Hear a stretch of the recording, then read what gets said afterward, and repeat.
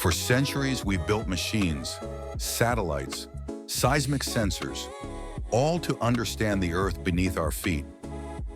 But what if the greatest warning system was never man-made? What if it stood quietly in the forest we often overlook? It turns out that trees can detect volcanic eruptions before they happen. Not through sound, not through motion, but through life itself.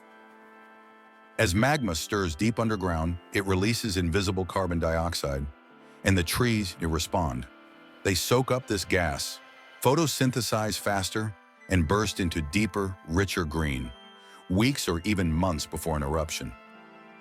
NASA's Landsat satellites picked up on it, and scientists now see a pattern. Nature whispers before it erupts. We've spent the last 300 years tearing down what nature spent billions building. Yet in the shadows of destruction, nature still tries to help us. Maybe it's time we stop seeing trees as just scenery. Maybe it's time to listen. They don't just give us air, they give us warnings, answers, hope. Because sometimes the most powerful technology is life itself.